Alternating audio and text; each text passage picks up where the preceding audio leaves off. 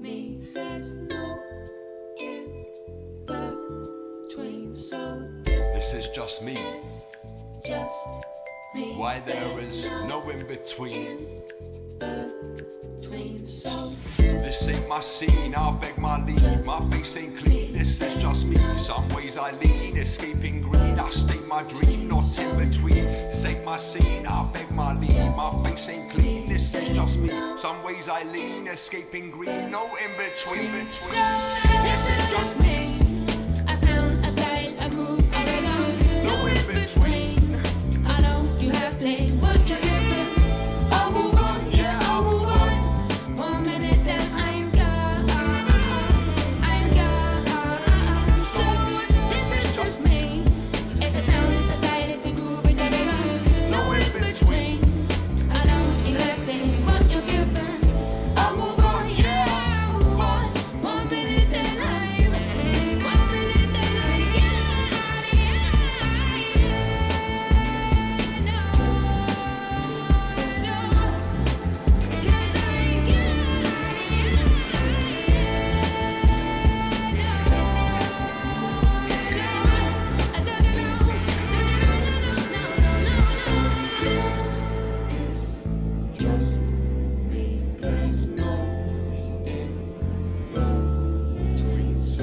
This is just me.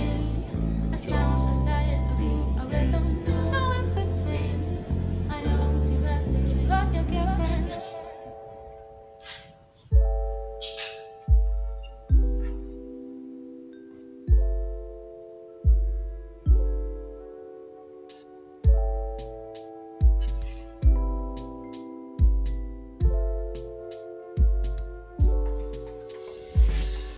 Okay, hi YouTube, hi Facebook. We are back in the house and ready to give you all of our incredible entrepreneurial value from our entrepreneurs across the world. I am Nestine Botha and this is... That would make me Peter Hingston. We are the co-founders of Explore Protect Entrepreneurial Haven, the home for entrepreneurs across the globe.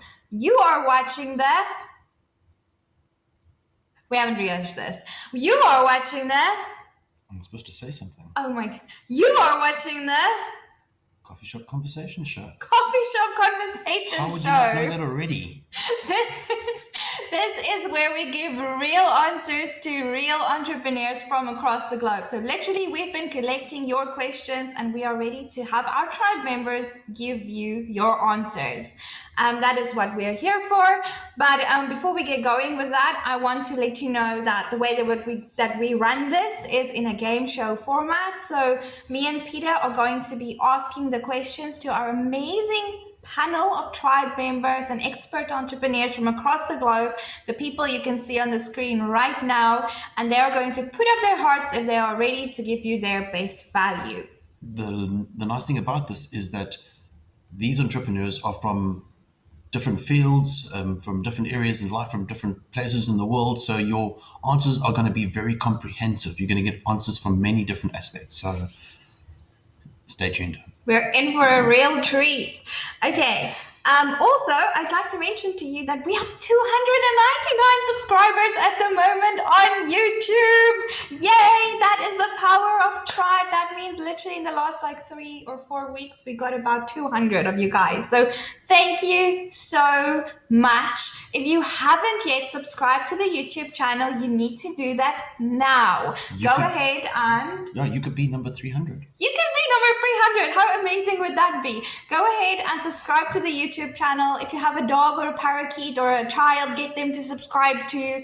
Like, this is where it's at. This is how we are saving the global economy one small business at a time.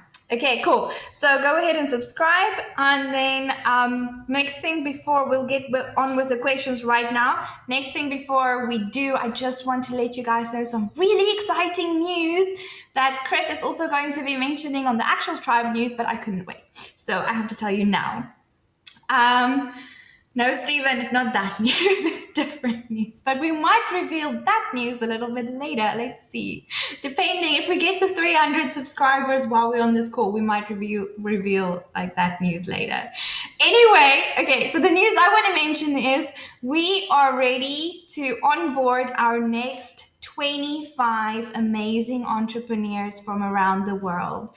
We are engaging in a drive. We have put together a beautiful brochure with our whole marketing team, and it is gorgeous, and we are ready to onboard our next 25 family members. So the way this tribe works is we only grow in family with the family members that we can assimilate and make part of our family. We feel as tribe mom and dad that we've reached a point now where all of our family members are happy, they know each other, they're working together, business is good, everything is amazing. So we as a tribe are ready to take our new 25 entrepreneurs on. So if you are one of those entrepreneurs, I need you to get in touch with me and Peter, book a meeting, reach out on LinkedIn, let's chat, and let's see what tribe life could look like for you.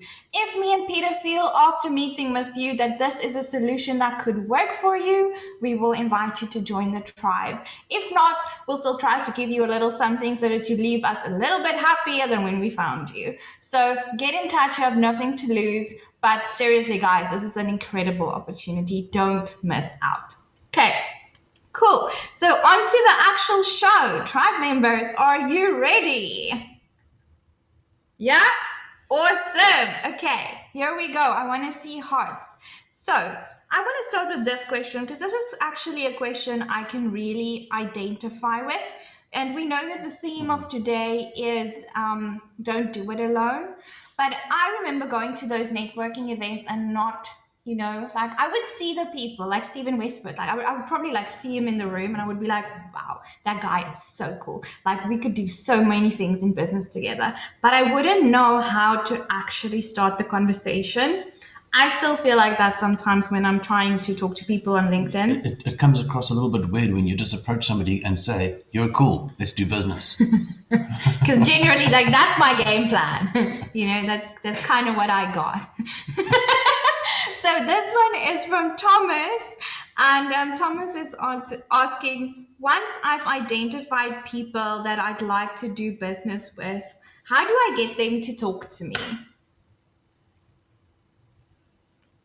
Okay, so I can see some hearts. Let's hear from our incredible tribe news personality himself, Chris Colby, first. Hello. Well, here's the thing is, think of it a bit like dating, right? So if you were to go out and you could use a cheesy pickup line, that doesn't generally quite work, does it? What's the best pickup line that you can do? Hi, my name's Chris Colby. So that's the first step.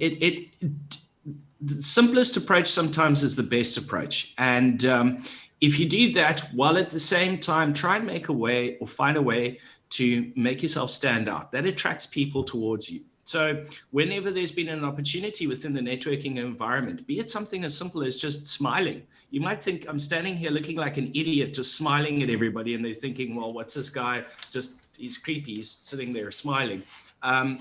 You know, if you can do something that's in touch with who you are as a person, part of your personality that stands out and attracts people towards you, it makes it a lot easier. And you just go to them and you literally just go say hi and introduce yourself. And I tell you what, if it's a person worth talking to and a person who's going to reciprocate a conversation that's worthwhile for you, they'll say hi back. And then you ask questions. Ask them questions about themselves, something that they've said, something you want to find out more about.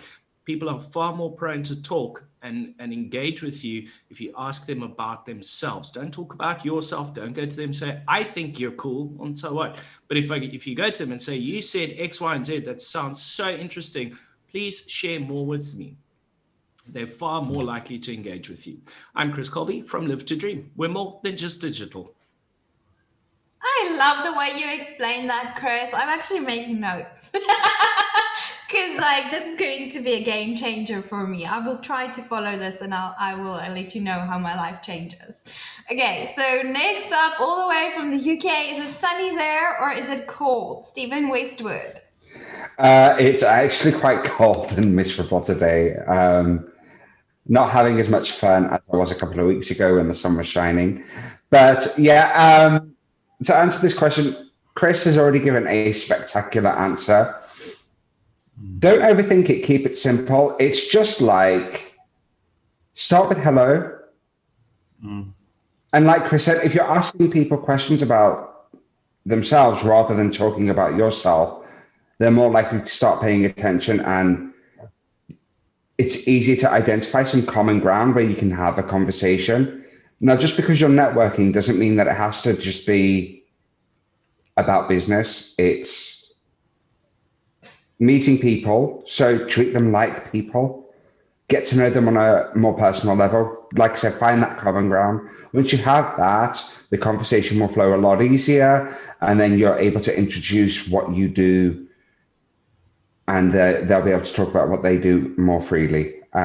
Stephen Westwood, SPW Copywriting. Thank you very much. Thank you, Stephen. What an epic answer. Okay, let's hear from Janine Lingenfelder. How was that, Janine? Did I do better than Chris, Janine? Perfect. So it's like, I'm going with what Chris also said is, I and me are always too deep in conversations. Always try and compliment and talk about the other person. It's the best thing you can do, because the more you listen to what they say, the more you have ammo to continue conversations and building that quality relationship that is the ultimate goal at the end of the day. Mm-hmm. And I've got an acronym that I live by, and it is STS, and that stands for Serve, Care, and Show Value. I am Janine from Jelani Sales, your virtual sales office. I love that, Janine. That is awesome. I'm writing that down too. SCA, serve, care, and show value. Serve value, show value. Show. Show. Brilliant. I love that. Thank you so much. Yeah, it's actually, there are certain things in life that are actually patterns. Patterns seem to happen over and over and over and over. And some things become so natural that you fall into that pattern. So when somebody approaches you and they stick out their hand for a handshake, even if you don't know them, your natural response is to return the handshake. It's just a thing that happens. So a simple handshake. I mean, I know it's COVID. You can do a fist bump. If somebody approaches you with a fist bump, your natural response is to just respond. Humans are designed to communicate. We're not designed to be separate creatures. We're not designed to be on our own. So there's that natural give and take in the response during communication, and communication starts with something that is so simple, even a gesture, even as simple as when approaching a doorway and somebody else is walking through and holding a door. It's small gestures, and when you're in the company of a large group of people, those little things, they really count. So a handshake, there will be a response, and even a simple hi, how are you doing, and something that I can't remember who mentioned it, but nobody likes to listen to a conversation when it's all about the other person. Nobody likes that. I mean, I step into a conversation and somebody just wants to talk about themselves. That conversation will last all of 3 seconds. I'm not interested. When somebody steps into a conversation and they are interested in you and they're asking questions about who you are, there's a natural need for that person to respond and go, well, this is who I am. Oh, that's really cool. What do you do? Conversation started. Absolutely brilliant.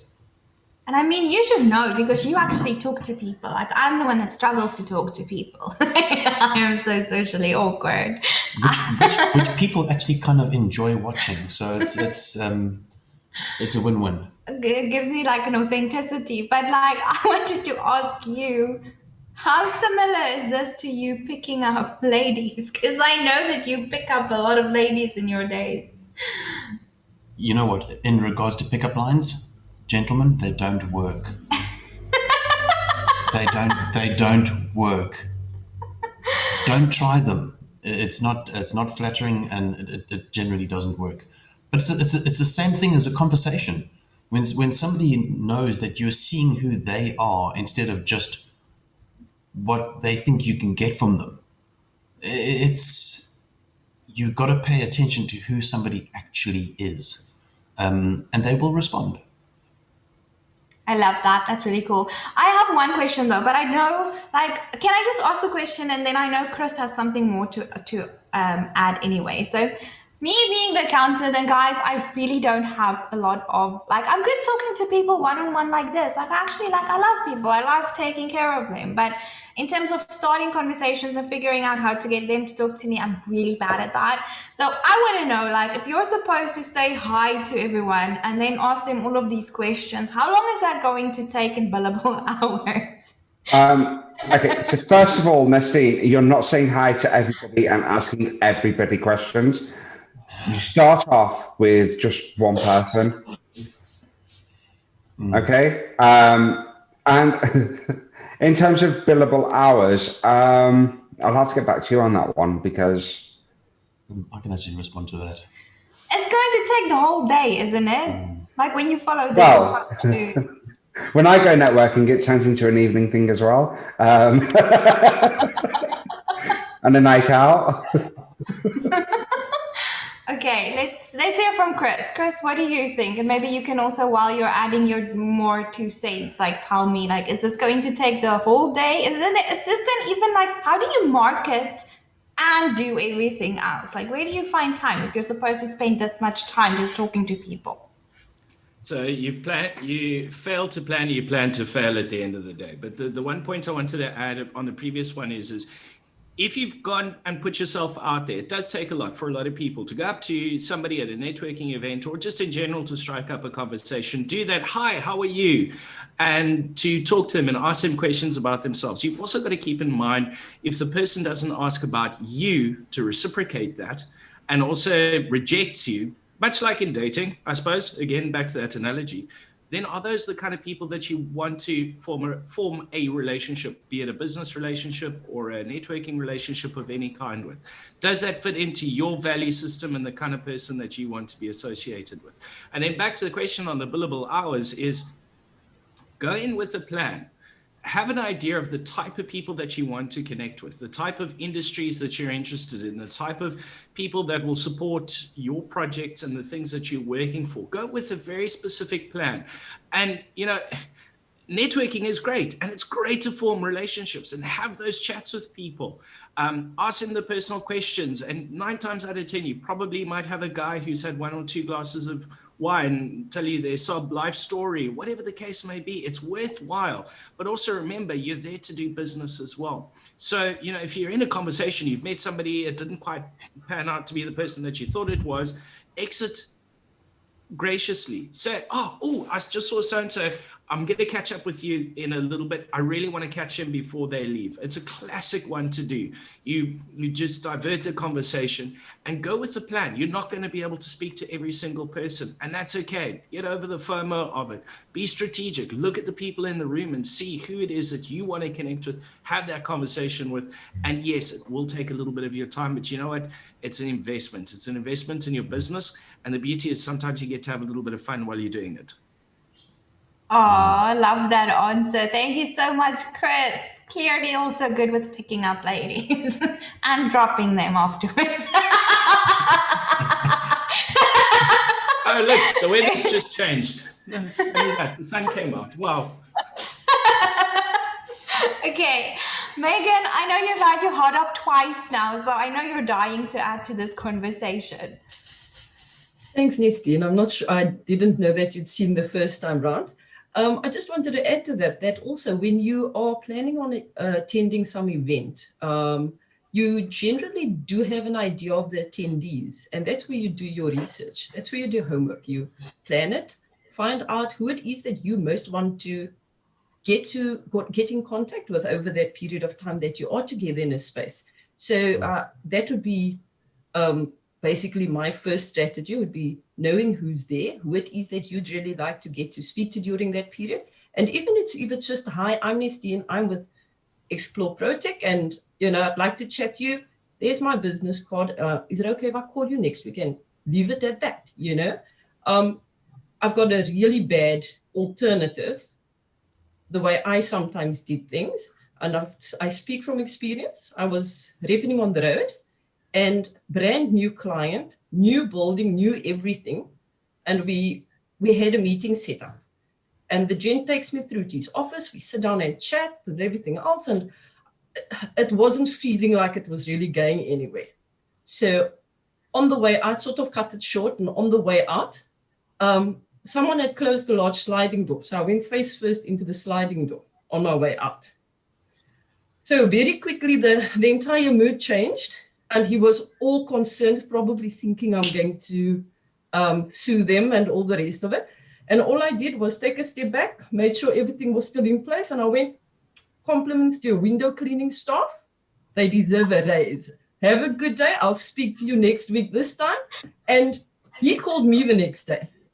And he said to me, listen, I'm so sorry. That exit you did there will stay with me forever.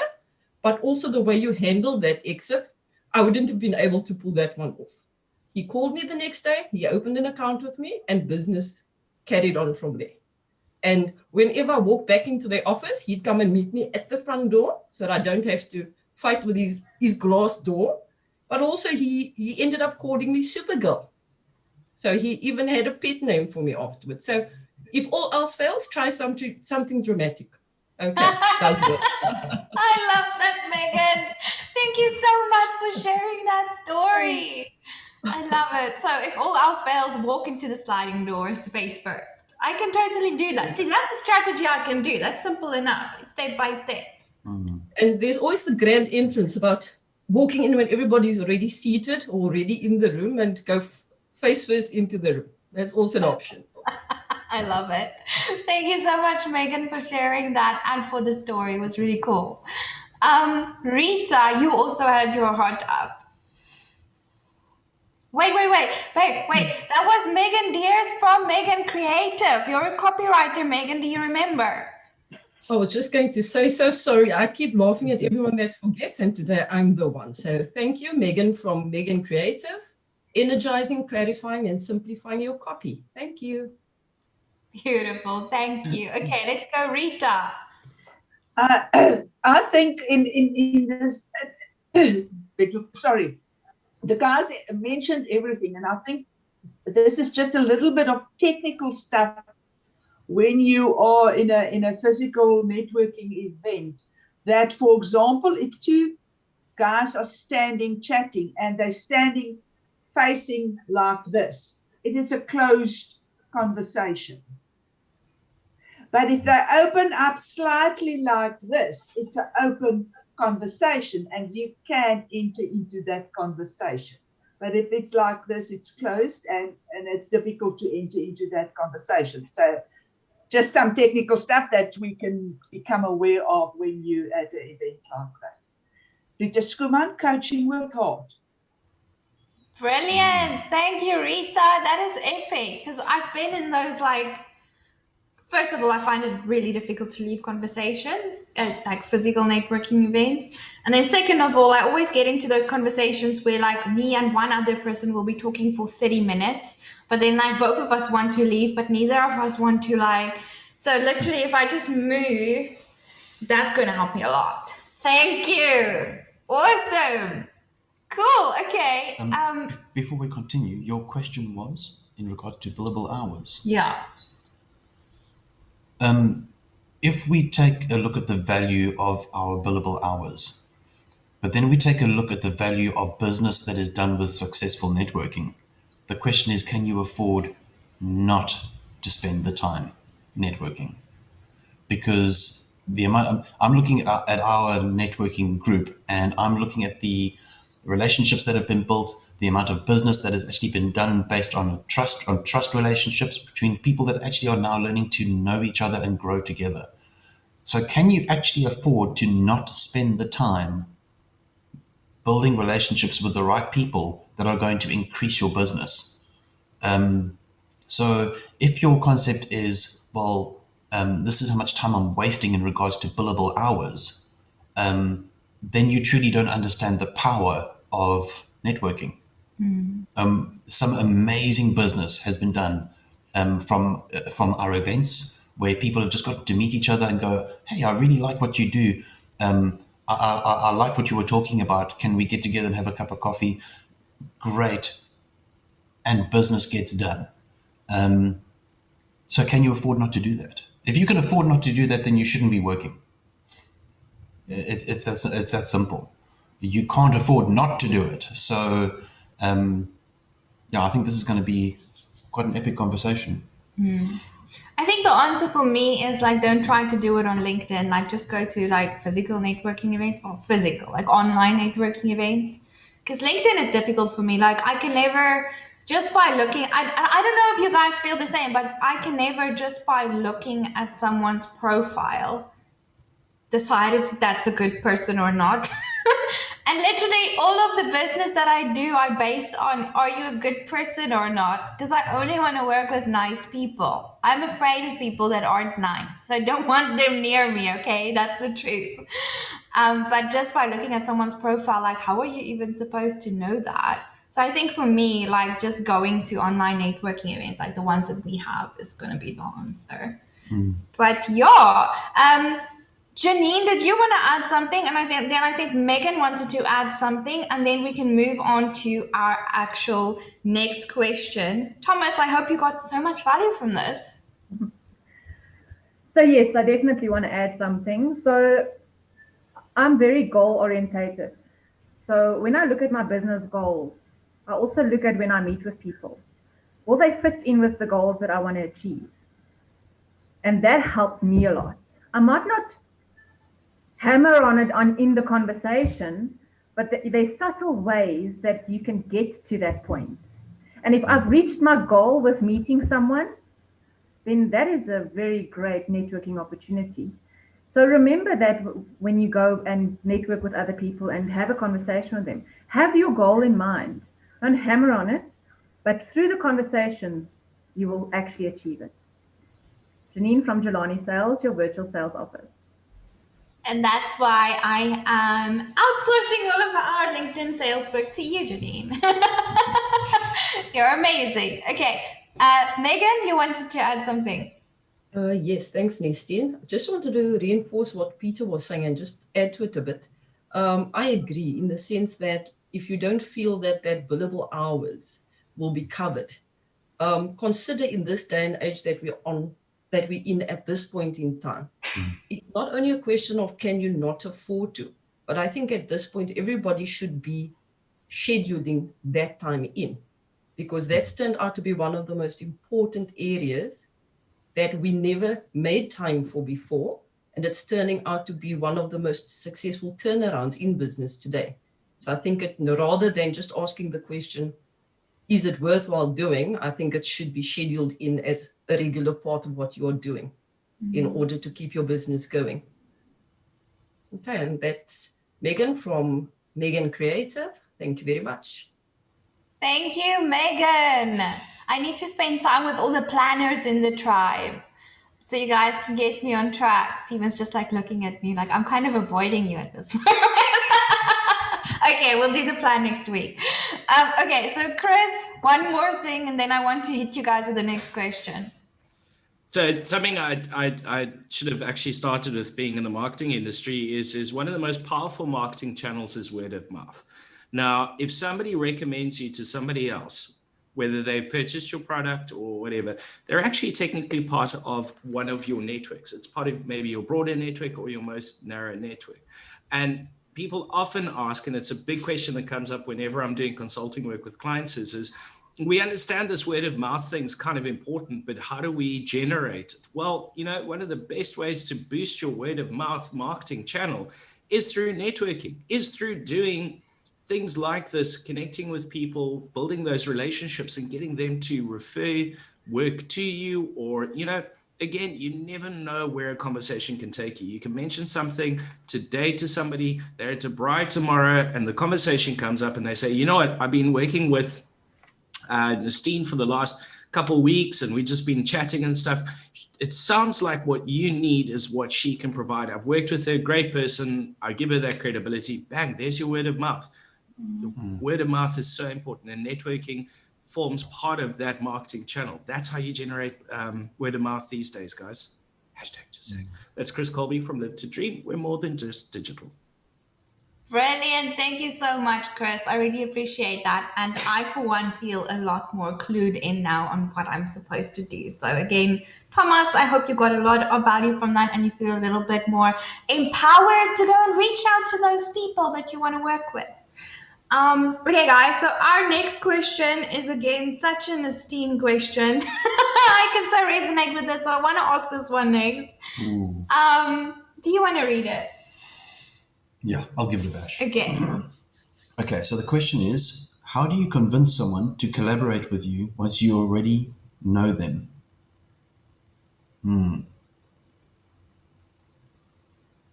Interesting. So how do you convince someone to collaborate with you once you already know them? Okay, we have a lot of people that can do a lot of convincing on the call. So let's hear from Stephen first. I don't think it's a matter of convincing. Once they already know you, it's a case of just telling them your idea and asking for their input. Basically, by asking for their input, they naturally want to work on that project a bit more with you and then discuss the idea of collaboration from there. It's not a case of like, for example, Megan, I have this great idea that I have. Do you want to collaborate on it? And then Megan's like, oh, I don't really have the time. I don't have to do that. All I have to do is just tell her a little bit about my idea, ask for her input, and then she'll naturally be interested.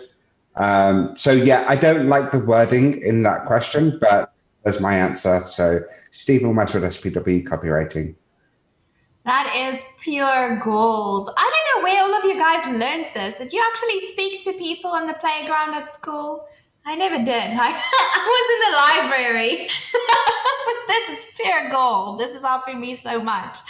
Also, I feel like, I don't know, and maybe Rita, you can tell us a bit more about this, but I feel like maybe in this question, it's a question of self-worth, because you kind of feel like, you know, everyone else is more important than you, so why would they want to work with you? So you struggle to step into like, hey, this is my idea, what do you think? Because you're more like, oh, this person is never going to like want to work with me. Like now I have to convince them. I think there's two sides to the question, Steve. Yes, it's that side, but the other side is also knowing them and convincing them is that truly trusting me. And if they trust you, then I believe there's no convincing necessary at the end of the day. Yes, from your side, that what you picked up there, it is that insecurity in yourself of, am I good enough to do what I'm doing? And here we might think of using some affirmations and things like that. I personally is not a very big fan of affirmations because what you say in your head, in your thoughts, and what you feel in your heart is two different things, and therefore it doesn't work. So yeah, it could be that I'm not feeling worth it. I'm not good enough. I think I might be stupid. All those things, and also a big part of that is that feeling of rejection. You know, that they're going to say no before you've asked. And that's a big thing in all of us, you know. Some of us handles it better than others. But that fear of rejection or of the no, I can't help you. But you know, we do it before we pull back before we really have asked the question. Rita Skuman, Coaching with Heart. Thank you, Rita. What an awesome answer. By the way, guys, I totally agree with Rita. Affirmations only work when it touches your heart and makes you believe it. So on that note, Two of the most amazing people in our tribe joined up. I just have to tell you this. And they literally surprised us at tribe tea time. And Janine and Somerville have made the most amazing, amazing affirmation videos for you guys that you can feel in your heart. It touches your soul and just makes you believe that you are good enough. So if your problem maybe is a little bit of a self-worth or insecurity issue, that will be available on our YouTube channel very shortly. On that note, let's maybe speak to the woman of the moment. Janine, you wanted to add something. How do you convince people to collaborate with you? Value, value, value. Look, there's no such thing as adding value. Value is value. And by showing value, it will open up doors like you can't believe. And the next thing is, if that person says no, they don't want to collaborate, don't shy away and just leave it there. Ask them why. Why not? The reason for the why is market research. And because of the market research, you can then retweak and refine your way of collaborating with others. So yeah, that is my 2 cents, and I really hope that it helped. I'm Janine from Jelani Sales, your virtual sales office. Amazing. Thank you, Janine. One question. What does it mean when you show value or add value? Stephen Westwood. Don't get me started. Just don't. Janine, can Well, for me personally, is show insights as to the collaboration that you're talking about, so that they can't find anything else that you are doing at anybody. It's just you. You are the one that can do that. So that is what value to me means. Love it. Thank you so much, Janine. Something I'd like to add to this, and because of the way the question is actually worded, when you feel like you need to convince somebody to do business with you, it comes across as though you're begging. It comes across as desperation. And something that Rita said was that, I mean, it does have to do with self-worth.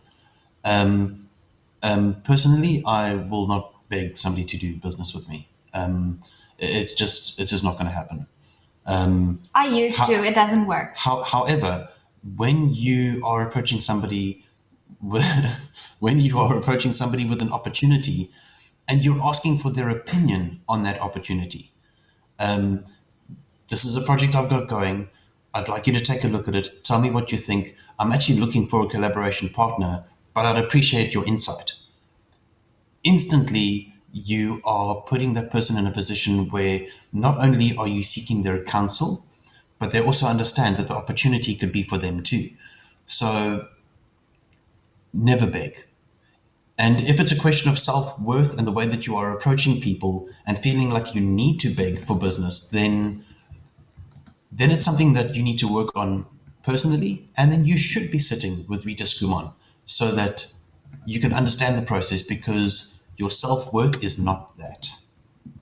We are so much more than that, and we don't need to beg people for business, even if we are desperate. And yes, there are desperate people out there, but begging for business does not lead to business. It doesn't show a good front. It doesn't show a good method of doing business. It doesn't. So it really doesn't work. But even out of desperation, have your self-worth. Step into a situation and know that you are worth it, and you are not begging for business. This is who I am. This is what I do. What do you think? Can we work together? Peter Hingston, Explore Project. We love you, Peter. Thank you so much. That's why we make a good partnership. I've been learning so much from you. Mo, we want to hear from you. And then I think our time is just about done, so we need to wrap up. But I see we do have 300 subscribers now. So we probably will be sharing our secret with you guys. We'll see. We'll see. Mo, what is it? What do you want to add? Yes, no, I was just gonna add that convince might be the wrong word that they've used. I think it probably holds a negative connotation. But I fully, just to echo what everyone has said, I fully agree on the context of, on the perspective that's being shared about begging. That, like, the reality is that nobody really wants to work with people who come begging. I always say to people that the best way to get money is to look like you don't need money, and that's the way the systems are built in general. Banks give money to people who have collateral and don't need the money, and the people who close deals are people who walk in like fitted suits and like pencil skirts, and they're driving the cars. They don't look like they need the deal. So the reality is that perception is key, right? People generally don't like to work with people who look like they won't be able to do the work or they need the work too much. But over and above that, I kind of get the perspective from which the question is coming from, in the sense that, and my advice would be that I always think about it from the perspective of, how do I get people to my way of thinking? So in order for you to agree to a collaboration with me or for us to work together, to some extent, I have to bring you to my way of thinking or to my line of thinking, or there has to be a meeting of the minds at some point. And I'm a big believer in not selling but telling, that like storytelling is the best way to get all of that stuff done. Like I think that's like the sweet spot where you can actually tell a story that adds value, that creates value, and that shows value. So I'm a big believer that the best way to get that done is to get into the heads of the people you're trying to collaborate with and understand their perspectives, understand their stories, understand their motives, and what inspires and encourages them to get involved into things. And that can permeate into whatever else you're trying to get into, whether you're pitching for partners, for investments, or for collaborations, whether you're networking with people personally, individually, or through LinkedIn or whatever. The best way to do it is to get into the head of the people you're trying to convince to your way of thought.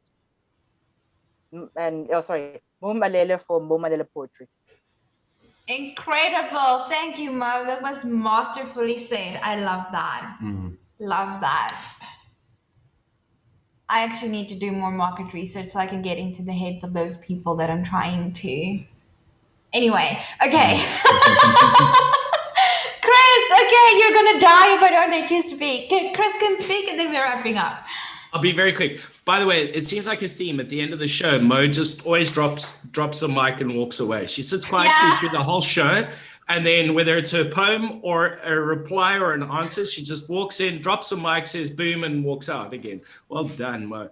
But basically, it boils down to marketing as well. If you're approaching somebody and you want them to work with you, you got to identify what their need is. Go in knowing what it is that they truly need, and you're just highlighting the solution that you can provide. And then they will go for it. If they don't, then it's not meant to be. And sometimes you never give up. So you got to look at the juice. Is the juice worth the squeeze analogy? There was a company I really, really wanted to work for. I applied for 2 years. They told me for 2 years, no. They just kept saying no. They even said they're going to tell security that I must stop being allowed to apply. And the one day, the one boss said to me, Chris, we keep saying no to you. Why do you keep coming back? And I said to him, the difference is I need you to say yes once. Doesn't matter how many times you say no. I need you to say yes once. And that for me, to work for that company, the juice was worth the squeeze. So it was within reason, and I worked there for 5 years eventually, because they did say yes one day. So, you know, within reason, you just keep trying. But the 2 points I wanted to make is identify what their need is, highlight the solution that you're providing for them, and sometimes just don't give up within reason. That's Chris Colby from Live to Dream. Brilliant, brilliant, brilliant, brilliant. Thank you so much, Chris. Tribe members, wow, this has been an incredibly, incredibly valuable show. I think this is going to go so far and help so many people. Thomas and Will, thank you for asking your questions. I hope you guys got so much value from this. And I think this is going to change a lot of entrepreneurs' lives. So we are at the point where we have to wrap up this show. We do have 300 subscribers, but I have decided that I'm feeling a little bit shy. So we will tell you guys when we have 350 subscribers. That's not exactly fair now, is it? I think it's fair. I'm one of the co-founders. I can do whatever I want. So No, I think you need to spill the beans. No! You can't do that. I'll tell the tribe members in the backstage chat, but the rest of you guys, like once we have 350 subscribers, I will tell you. Before then, I am keeping quiet, and everyone in the backstage chat will be sworn to silence as well. So 350 subscribers, guys, then I will tell you our secret. It's a very big secret. You are going to be over the moon for this secret. So get us those subscribers and then we will tell you. So if you have a parakeet or a dog or a brick at home that has a YouTube profile, get them to subscribe to the Explore Protect YouTube channel. It's definitely worth it. This is how we're saving the global economy, one small business at a time. Your subscription, your likes, your comments helps us to do that. So yeah, remember, we are looking for our next 25 amazing tribe members. So if you are a person like one of these incredible people on our show, if you think that you can do what they are doing, if you want to do what they are doing, you need to have a meeting with me and Peter. Well, I mean, let's pose a very simple question. Just a show of hands. This platform, has it worked for you? I love that. It works. It a works. lot of hands. This platform definitely works. We are going on to 100 million subscribers together. We are going onto the Forbes 500 list together. This tribe is going everywhere together. Now is the time to get in. So if you think you are one of our next 25, you need to get in touch with me and Peter. Let's assess, let's see if this is something that could work for you, and then we'll take it from there. Okay, guys?